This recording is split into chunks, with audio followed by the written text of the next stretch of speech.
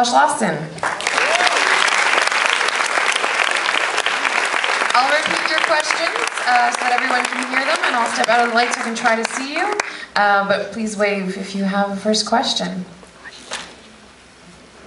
Sorry, did you wanted to welcome? Well, no, thank you. Thank you so much for staying, guys. I hope you had fun and watched that movie. Thank you. It's so great. Thanks.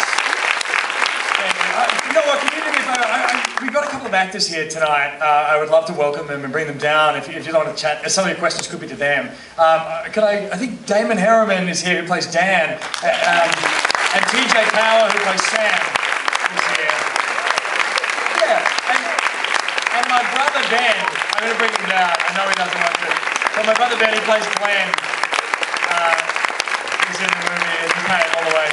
Thanks, guys. And also shout out to Michael Guzerski, our composer, who's here. All right.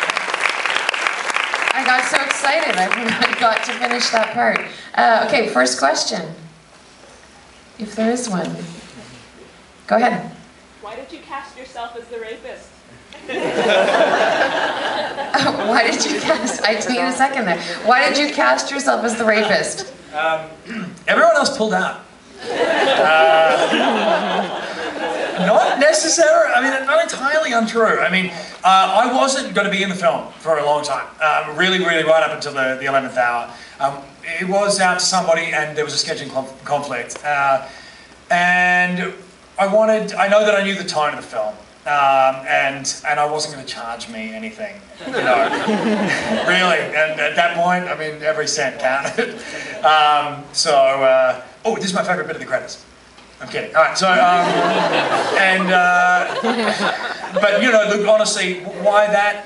No reason other than, I mean, I thought that Boyana was an old friend of mine who plays Maeve. We went to drama school together, and I knew that we would have good chemistry together, and I thought that we made a good match. And one of the things I'm really proud of in the film is that I feel like every couple in the movie, I think you believe them as couples. And that's harder than you think. I mean, so often I watch movies, maybe because I'm ultra critical, but you watch movies and you go, I don't know, I don't buy them as a couple. It's funny, you know, when you see, you know, I think when you watch the movie, you don't doubt for a second that those people, in a weird way, should be together, or maybe shouldn't, but for reasons beyond the film. But yeah, I hope that answers your question. There was another question in the front. Yeah, go ahead. Hey, great job. It was excellent. But one question: why did you choose to mostly represent white heteronormative couples? And not Why did you choose to represent mostly white heteronormative couples? Yeah, I mean, you know, I must say, look, you're reading too much into it. No, there's not a choice necessarily. I mean, why do they do that in Love Actually? This isn't a film with an agenda, really. It's really just meant to make you. But we auditioned actors really from every race in Australia, colour, creed, you name it. We cast the best people for the job. Now, so I did certainly nothing in the script said that they were white. Nothing. Why were they heterosexual? I don't know. If they were gay, would you ask why weren't they transgender? I mean, when does it? No, really. Like, I don't know. The answer is there's no reason. I hope that these heterosexual couples can represent all couples. This isn't about heterosexuality. In that way, I'm saying you're reading too much into it. It's about love and connection, and the sequel may very well, and I hope there's a sequel, you know, could very well deal with all sorts of different sorts of couples of sexualities. But for whatever reason, it certainly wasn't a conscious decision. I felt like the stories were you know, told in the way that I wanted them to be told with the couples that I chose. So, I mean, I suppose the short answer to your question is there's no reason at all. Yeah, I'm sorry if that's a disappointment. Go ahead. Where did you get the idea for like deaf relay sex chat? Where did you get the idea for deaf relay sex chat? I think about it all the time. I'm so glad you asked. It's a great story with it, actually. That service certainly exists, the translating service, you know, in the States, and I'm surely in Canada. It must do, in Australia as well. You know, when I heard about it, I was like, how funny would it be if ... I mean, you know, it's one of those things. And I went and I visited Brisbane in Queensland, where Ben and I are from, And we walked around the service that they had and the call centre there, and the manager they were lovely, absolutely lovely. And before I left, I said, hey, listen, I hope this question isn't too forward, but do you ever get any guys calling for phone sex? And she goes, yeah, most of them. I went, you're kidding me? She goes, no, they're most of the calls we get. I went, wow, okay, I thought I was being kind of out of the box, but apparently not. So, it happens more often than you think. But I did not know that when I wrote it. I thought I was being original, and I'm not. I want to make sure I'm not missing anyone further back. I'll get you, yes? Hi, so you've got a wide variety of kinks in here. What was your research, and you showed them all not working in various ways. What kind of research process did you have, and at what point in the process did you decide you weren't really going to represent any of them actually making it work? Can you tell us a bit about your research process and the decisions you made? Sure. Well, you said, when did I decide they weren't going to work? I don't think that's true at all. I think that Paul and Maeve, I think they will work. I think that the Sam and Monica at the end, I think they'll work. I'm sorry you don't think that, but again, wait for the sequel. You'll see they're going to be married, have kids, and all that's going to be beautiful.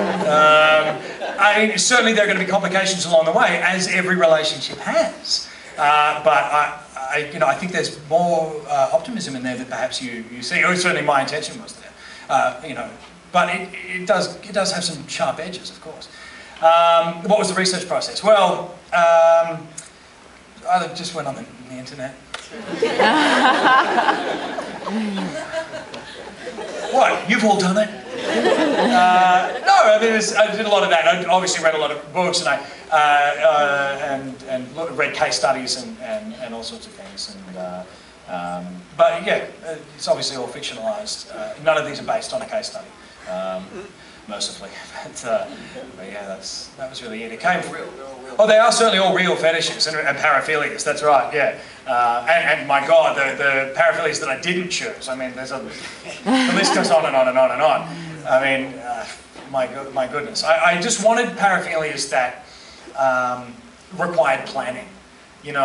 If that makes sense. So, if you like being spanked, and you should, it's great. But it's you can do it in the spur of the moment. You can say spank me, that's fine. You can just decide that in the act. But if your fantasy is a rape fantasy, well, that does require some forethought. And if that is what's going to get you off, you can't really do that in the spur of the moment necessarily. I mean, And so I wanted, and if you wanted to make a dirty phone call, you can do that in the spur of the moment, unless you're deaf, and that does complicate things. And so I wanted to be able to find the hurdles to jump in order to get off, how far people will go in order to receive gratification, and I think it's interesting. I think how far people will go for that. Is anyone in the back? I don't even miss. I do see the moving arms, but go ahead. Yes. The theme of death, was very kind of dominant in the end. What is it that makes you connect death and sex to the point of finishing the movie with death? Did you make a conscious effort to connect death and sex? Yeah, look, it's interesting. I sort of feel like the ending is like an orgasm in a lot of ways. The film does sort of feel like an act of sex in a way. It sort of gets faster and more, and more, there's more elation and more elation at the end. There's this explosion in a way. And it lasts for 90 minutes. And I'm proud of that. But no, look, sex and death, it's the old adage, isn't it? The two most important things in life, sex and death.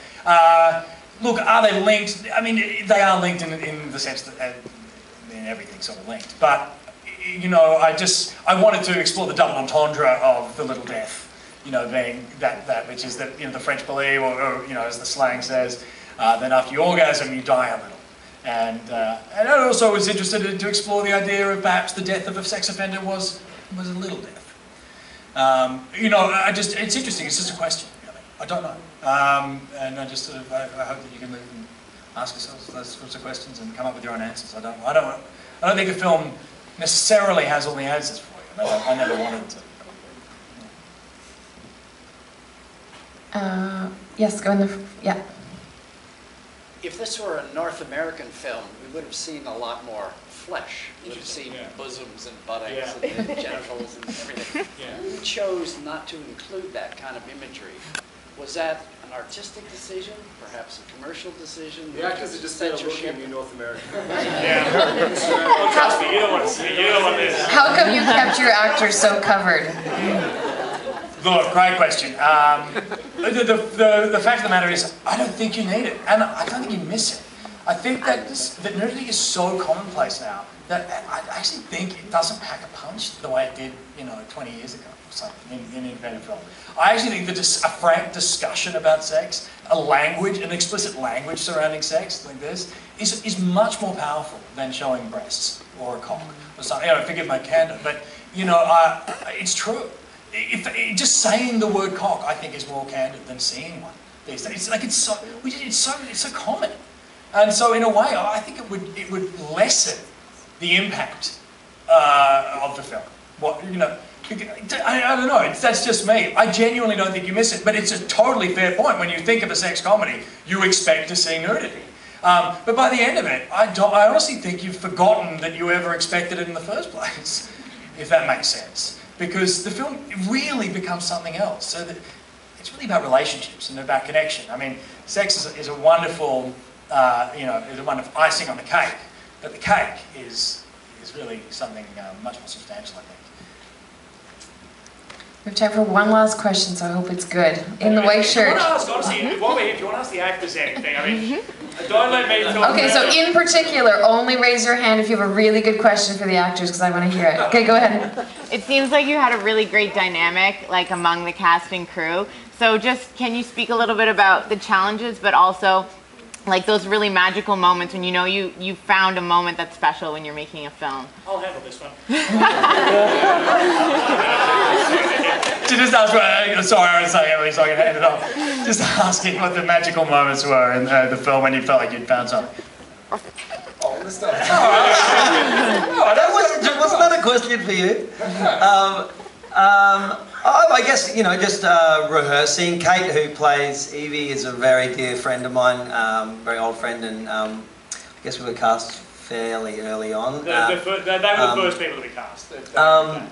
Yeah, so I guess, look, all of it was fun. I mean, all the stuff that we got to do in the Dan and Evie stuff was pretty much all fun, So we had a ball. But probably the rehearsing with Josh when we were actually doing it for the first time, because I'd read several drafts of it for years and been such a fan of the screenplay, and getting to actually say it out loud with a dear friend who's a great actor and do it with Josh and come up with other stuff as well that we could make it potentially even funnier in those moments. That was fun for me. I too was very good friends with Erin James, who played Monica in the film, and when I got the audition, I actually called her because I couldn't, I didn't know sign language.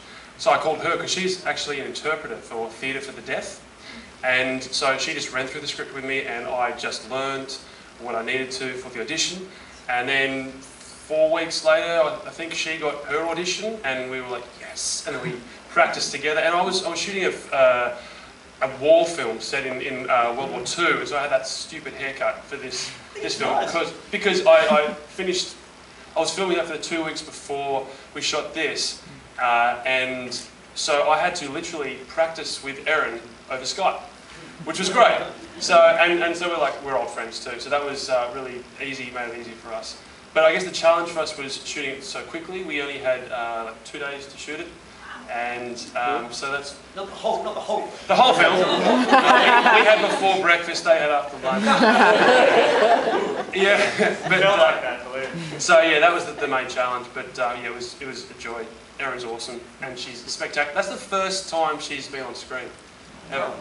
So yeah, wow. Yeah. I don't have much to do in the film, but. TJ touched on, how quickly Josh shot it, and it was a couple of weeks, 3 weeks. It was 20 days. And we really did race through. There were a couple of takes, per setup, and testament to the time Josh had spent on the screenplay over the years that he took to write it and rewrite it, and rejig it and finesse it. that he was able to go in and really hammer it through. And we all got a bit of rehearsal before we went through it. But Josh was so assured with his script that he was able to then go ahead and really work at a pace that would be implausible to do on any other film.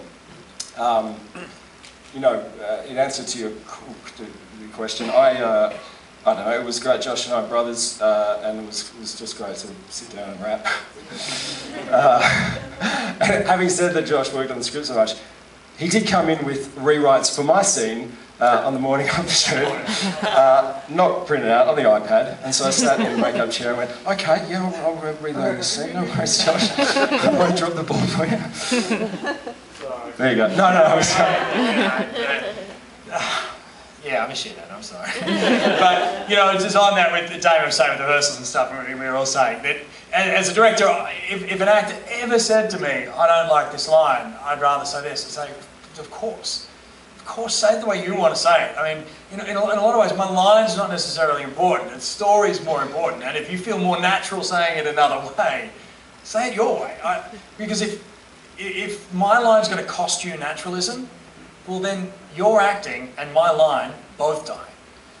So I'd rather you say your line and tell my story and you look great and I'll ultimately look great. And so I think everyone in that way felt really relaxed on set that if a line wasn't working, you go, oh, Josh, I can't sell it. For some reason it's tripping on my tongue and it feels right. I go, great, let's take 5, let's figure out a way to get through this and say it in a way that you can feel totally comfortable. Because you're the character. I didn't, you know. Anyway. Oh yeah, just ran out of steam. It's been a big trip the last few days. Thank you all for coming. Thank you so much for being here. There's one more screening next weekend, so tell your friends and consider voting for the film. Have a good night.